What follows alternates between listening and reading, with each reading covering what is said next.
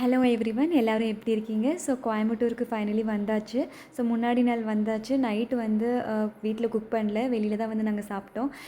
ஏன்னா என்னால் குக் பண்ண முடியல, நைட்டு ஷிஃப்ட் இருந்தனால. ஸோ ஹஸ்பண்டும் குழந்தையும் வந்து விளாண்டுருந்தாங்க. அடுத்த நாள் ஹஸ்பண்டுக்கு வெளியில் போகணும்.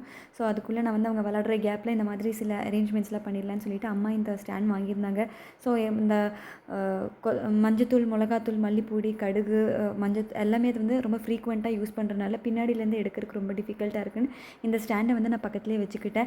அண்ட் இந்த கொத்தமல்லி பார்த்திங்கன்னா நான் ஒரு 30 days ஆயிடுச்சு வச்சு, அப்படியே இருக்குது. அந்த ஃபஸ்ட் ஸ்டாக் அப் வெஜிடபிள்ஸ் அந்த வீடியோவில் பார்த்தீங்கல்ல, அப்போ வச்சது தான் அப்படியே இருந்துச்சு. அண்ட் நீங்கள் எவ்வளோ ட்ரை பண்ணி பாருங்கள் இந்த மாதிரி. அண்ட் வந்து கருவாடு தொக்கு பண்ணிவிட்டு எமீருக்கு வந்து பாசிப்பருப்பு கடைஞ்ச சாப்பாடு பண்ணப்போ லைட்டாக கொஞ்சம் இது வேகலை. திருப்பி நான் வந்து அது வந்து வேக வச்சேன். அண்டு பார்த்திங்கன்னா எங்களுக்கு வந்து திருப்பி அகெயின் தால் தான் கடைஞ்சேன். அது யூஸ்வலாக பார்த்திங்கன்னா எல்லாேருக்கும் ரொம்ப பிடிக்கும் வீட்டில்.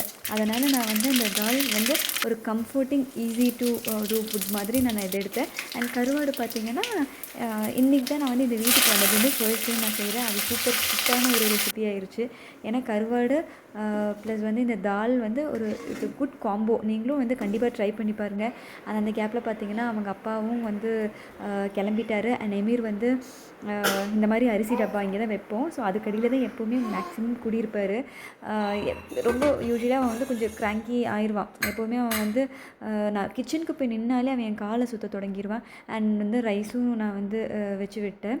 அண்ட் வந்து கொஞ்சம் ஆம்லேட்டும் பண்ணிக்கலான்னு சொல்லிவிட்டு ஆம்லேட் வந்து வச்சுக்கிட்டேன். அண்ட் கொஞ்சம் பிக்கிள் இருந்துச்சு வீட்டில். ஸோ அந்த பிக்கிளும் வச்சுக்கலாம் அப்படின்னு சொல்லிவிட்டு அது டிசைட் பண்ணேன்.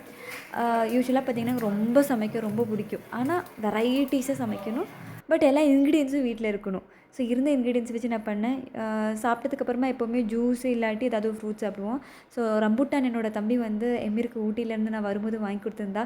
ஸோ அது வந்து இன்றைக்கி ஃபுட்டாக நாங்கள் வச்சுட்டோம். பிடிச்சிருந்தா வீடியோ லைக் பண்ணுங்கள், ஷேர் பண்ணுங்கள், சப்ஸ்கிரைப் பண்ணுங்கள்.